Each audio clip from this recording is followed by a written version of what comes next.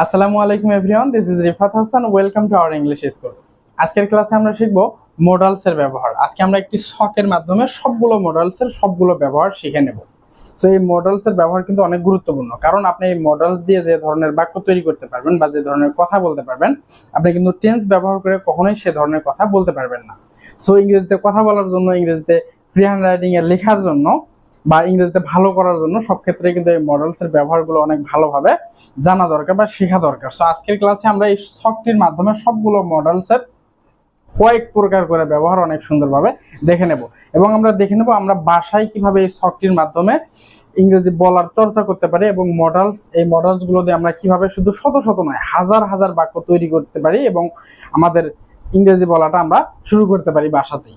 So আমরা প্রথমে আসলে দেখে নেই কোনগুলো মডেল। সো এখানে যে can, could, may, might, shall, should, will, would, must, ought to, used to, need এবং ডিয়ার, এগুলো হচ্ছে মডেল ভার্ব এগুলো। সো এগুলোর ব্যবহার আমরা একটু শুরুতে জাস্ট এগুলোর সাথে পরিচিত হয়ে নিই, তারপর আমরা কিভাবে বাক্য তৈরি করবো এগুলোতে এবং কিভাবে চর্চা করবো সেগুলো দেখে নেব। যেমন দেখুন, ক্যান অর্থ হচ্ছে পারি, সামর্থ্য বোঝাতে, অর্থাৎ আমরা কোনো কিছু করতে পারি, কোনো কিছু করার আমাদের সামর্থ্য রয়েছে, এই ধরনের কথাগুলো আমরা ক্যান ব্যবহার করে বা ক্যান দিয়ে বলবো। কুড হচ্ছে পারতাম, সামর্থ্য অর্থে, অর্থাৎ আমরা কোনো কিছু, এই কুড হচ্ছে ক্যানের পাস্ট ফর্ম, অর্থাৎ কোনো কিছু আমরা বর্তমানে পারি সেই ধরনের কথার ক্ষেত্রে আমরা ক্যান ব্যবহার করবো, এবং আমরা অতীতে পারতাম এখন বর্তমানে পারি না, অতীত সামর্থ্য, সেই ক্ষেত্রে আমরা কুড ব্যবহার করবো।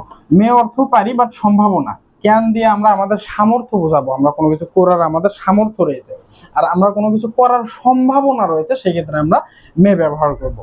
মাইটের ব্যবহার হচ্ছে জাস্ট মেয়ের থেকে মাইট অর্থ একটু কম সম্ভাবনা, যে কোনো কিছু করার কম সম্ভাবনা রয়েছে, সেক্ষেত্রে আমরা মাইট ব্যবহার করব। শ্যাল দিয়ে আমরা ভবিষ্যতে কোনো সিম্পল কাজ করব সেই ধরনের কথা বুঝাবো। শুড অর্থ হচ্ছে উচিত, আমাদের কোনো কিছু করা উচিত, খাওয়া উচিত, যাওয়া উচিত, খেলা উচিত, এ ধরনের কথার ক্ষেত্রে আমরা শুড ব্যবহার করব। উইল দিয়েও আমরা ভবিষ্যতের কোনো সিম্পল কাজ করব সেই ধরনের কথাগুলো আমরা ব্যবহার করব। বাট আই এবং উই এর সাথে শুধু শ্যাল ব্যবহার হয়, এবং উইল কিন্তু সবগুলো সাবজেক্টের সাথে ব্যবহার হতে পারে, যার জন্য আধুনিক ইংলিশে উইলের ব্যবহারটি বেশি দেখা যায়। উড অর্থ হচ্ছে করতাম, মানে উইলের পাস্ট ফর্ম হচ্ছে উড, মানে আমরা অতীতে কোনো কিছু অনিয়মিতভাবে করতাম, সেই ক্ষেত্রে উড ব্যবহার হয়। মাস্ট অর্থ হচ্ছে অবশ্যই করব, অবশ্যই করব, অবশ্যই করি না, যেমন আই মাস্ট গো, আমি অবশ্যই যাই তা হবে না, আমি অবশ্যই যাবো, অর্থাৎ ভবিষ্যতের কথা বোঝাবে। ওয়াট টু অর্থ উচিত, এই শুডের মতো। ইউজ টু অর্থাৎ হচ্ছে অতীতের অভ্যাস, অর্থাৎ অতীতে কোনো একটা কাজ আমরা নিয়মিতই করতাম বা মাঝে মধ্যেই করতাম, আমাদের অভ্যস্ত ছিল, সেই ধরনের কথা ক্ষেত্রে আমরা ইউজ টু ব্যবহার করব। নিড অর্থ হচ্ছে প্রয়োজন, এবং ডিয়ার অর্থ হচ্ছে সাহস। সো এই হচ্ছে এগুলোর মিনিং। সো এখন আমরা দেখে নেবো যে এগুলোর ব্যবহার কেমন।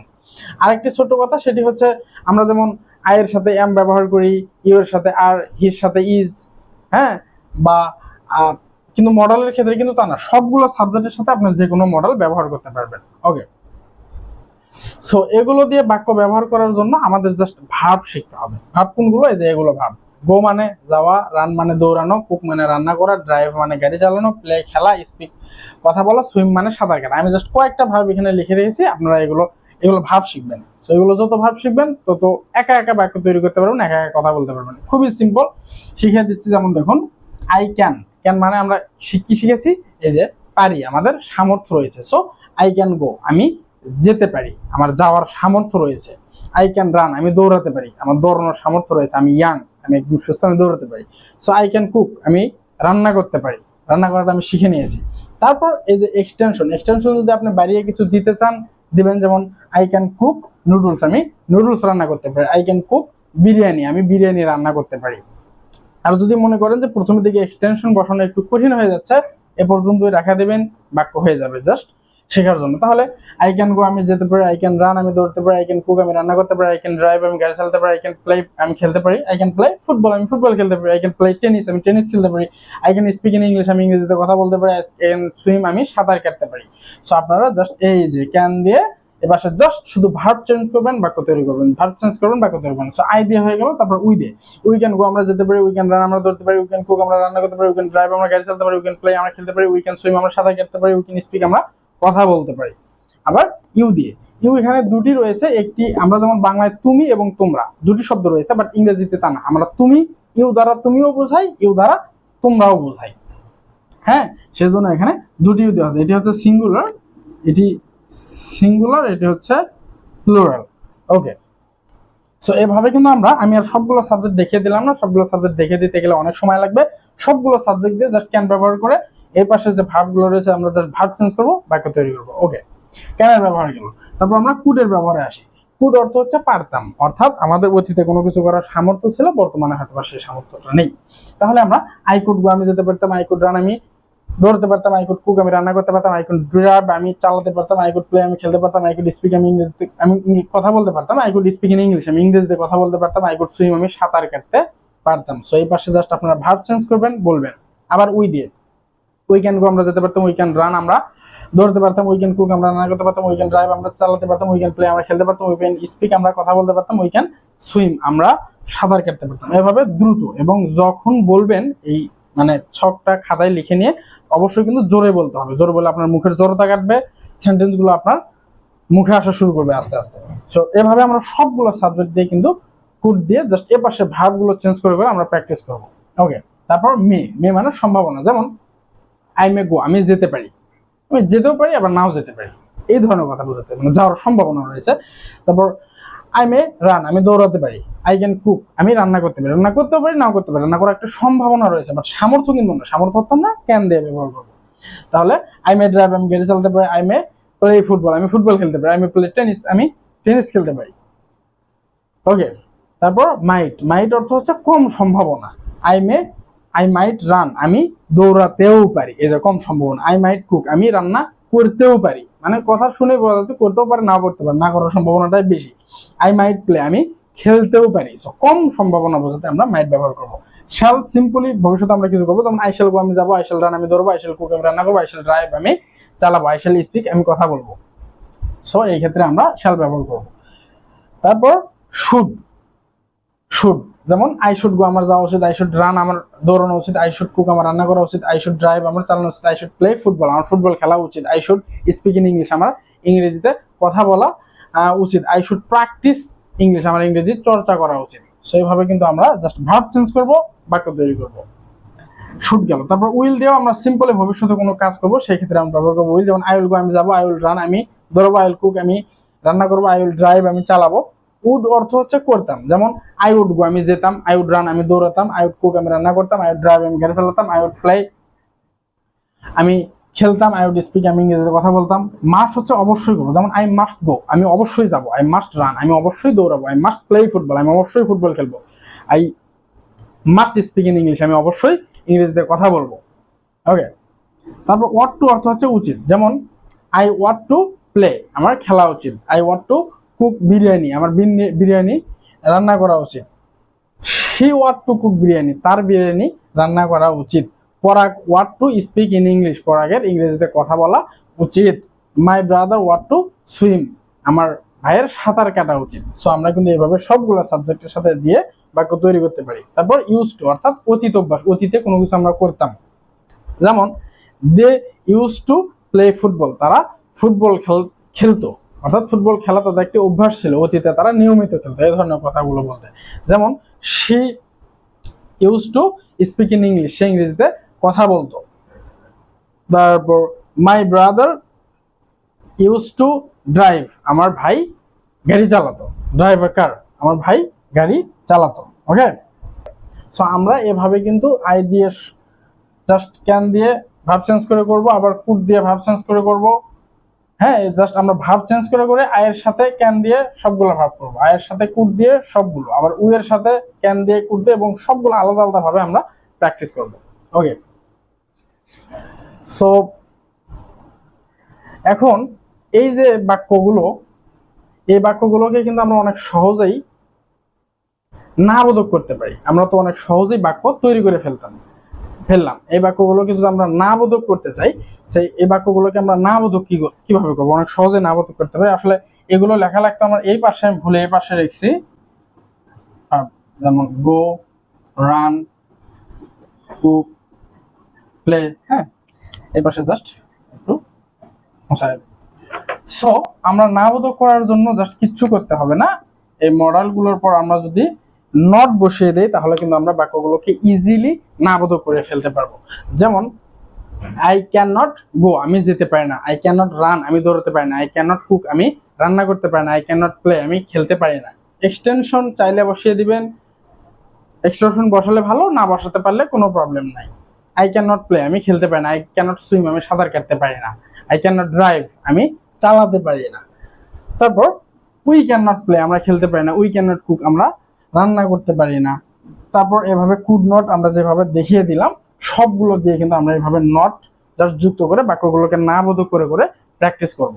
সো আমরা তো শিখলাম যে আমরা কোনো কিছু করতে পারি বা করতে পারি না, অর্থাৎ ভার্ব, এই যে মেইন ভার্ব দিয়ে আমরা বাক্য তৈরি করা শিখলাম, মানে বাক্যের মধ্যে কাজ রয়েছে। সো আমরা যদি বলতে যাই আমরা নিজেরা কোনো কিছু হওয়ার ক্ষেত্রে, সেই ক্ষেত্রেও কিন্তু আমরা এই মডেল দিয়ে বাক্য তৈরি করতে পারি। সেগুলো একটু কিভাবে একটু দেখুন। সেই ক্ষেত্রে আমাদের আর এই মেইন ভার্ব ব্যবহার করতে হবে না। হ্যাঁ, এখানে জাস্ট আমরা একটি অক্সিলারি ভার্ব বি ব্যবহার করে দেব। বি বি ব্যবহার করলে তারপর আমরা যেমন দেখুন, যদি এখানে স্টুডেন্ট, ডক্টর,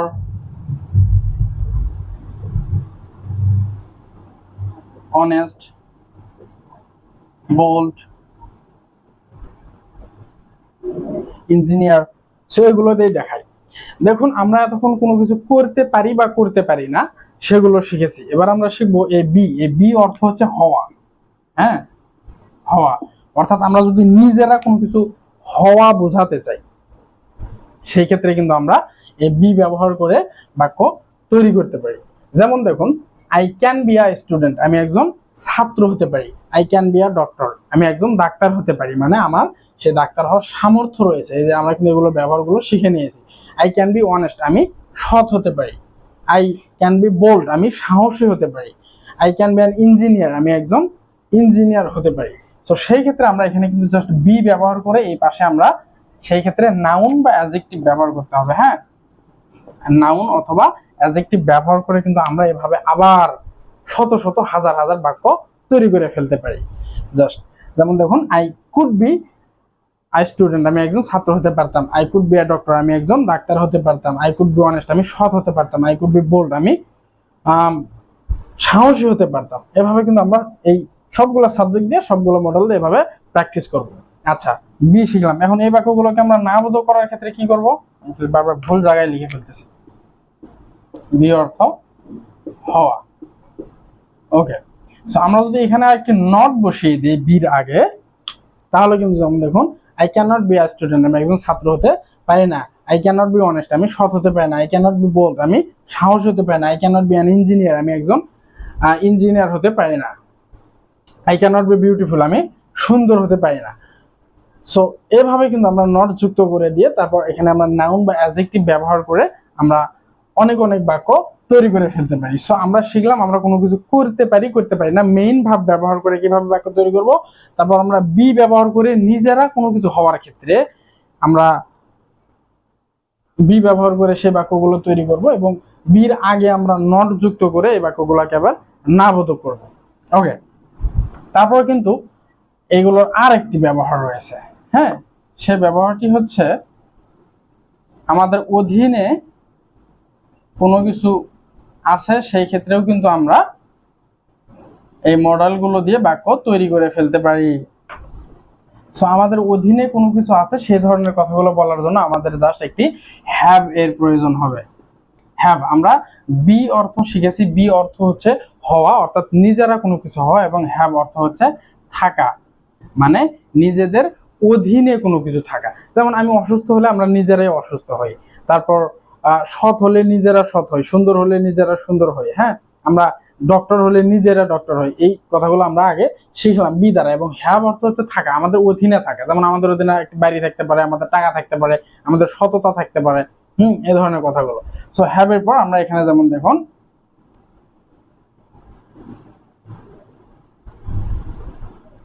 হাউস, মানি, অনেস্টি। আচ্ছা, এইগুলো জাস্ট তিনটি দিয়েই দেখাই, সময় কম লাগবে। তাহলে দেখুন, হ্যাভ মানে থাকা, আমাদের অধীনে কোনো কিছু থাকা। আমরা যদি বলতে চাই I can have a house, আমরা একটি বাড়ি থাকতে পারে। আই ক্যান হ্যাভ মানি, আমার টাকা থাকতে পারে। আই ক্যান হ্যাভ অনেস্টি, আমার সততা থাকতে পারে। তারপর আমরা যদি বলি he could have a house, তার একটি বাড়ি থাকতে পারতো। হি কুড হ্যাভ মানি, তার টাকা থাকতে পারতো। হি কুড হ্যাভ অনেস্টি, তার সততা থাকতে পারতো। হ্যাঁ, হি। তারপর আমরা এভাবে কিন্তু পাশে নাউন বা অ্যাডজেক্টিভ গুলো চেঞ্জ করে করে আমরা অনেক অনেক বাক্য তৈরি করতে পারি। এখানে আমরা পেন দিতে পারি, বুক দিতে পারি, যা ইচ্ছা তাই আমরা জাস্ট নাউন বা অ্যাডজেক্টিভ বসিয়ে দিয়ে কিন্তু অনেক বাক্য তৈরি করতে পারি। তারপর দেখুন পরাগ শুড হ্যাভ হাউস, পরাগের বাড়ি থাকা উচিত। পরাগ শুড হ্যাভ মানি, পরাগের টাকা থাকা উচিত। পরাগ শুড হ্যাভ অনেস্টি, পরাগের সততা থাকা উচিত। পরাগ শুড হ্যাভ বুক, পরাগের বই থাকা উচিত। তারপর আমরা এই ক্ষেত্রে এগুলো এখান থেকে উঠিয়ে দেব। ওকে, তারপর শি মাস্ট হ্যাভ মানি, তার অবশ্যই টাকা থাকবে। শি মাস্ট হ্যাভ অনেস্টি, তার অবশ্যই সততা থাকবে। শি মাস্ট হ্যাভ হাউস, তার অবশ্যই বাড়ি থাকবে। হি মাস্ট হ্যাভ বাইক, তার অবশ্যই বাইক থাকবে। হ্যাঁ, এভাবে কিন্তু আমরা জাস্ট হ্যাভ দ্বারা আমাদের অধীনে কোনো কিছু থাকা বোঝাবো এবং আগে আমরা সিমিলারলি নট যুক্ত করে বাক্যগুলোকে না বোধক করতে পারি। যেমন he must not have money, তার অবশ্যই টাকা থাকবে না। He must not have honesty, তার অবশ্যই সততা থাকবে না। সো আপনারা কিন্তু এভাবে সবগুলো সাবজেক্ট দিয়ে এই মডেলগুলো দিয়ে এভাবে বাক্য তৈরি করে বাসায় প্র্যাকটিস করবেন। সো আমরা যদি ক্লাসটিকে একটু সামারাইজ করি, প্রথমে আমরা শিখলাম মেইন ভার্বগুলো দিয়ে। আমরা জাস্ট সাবজেক্ট, তারপর মডেল, তারপর মেইন ভার্ব দিয়ে আমরা কিভাবে বাক্য তৈরি করতে পারি। একটি ইম্পর্টেন্ট জিনিস খেয়াল রাখতে হবে, সেটি হচ্ছে সাবজেক্টের পর যখন মেইন ভার্ব আসে, হ্যাঁ, তখন কিন্তু ভার্বের সাথে কখনোই এস, ইএস বা ভার্বের সাথে আইএনজি, ভার্বের পাস্ট ফর্ম বা পাস্ট পার্টিসিপল ফর্ম এগুলো ব্যবহার হয় না। আমরা যেমন শিখেছি, যেমন আই ক্যান ডু, আমি করতে পারি।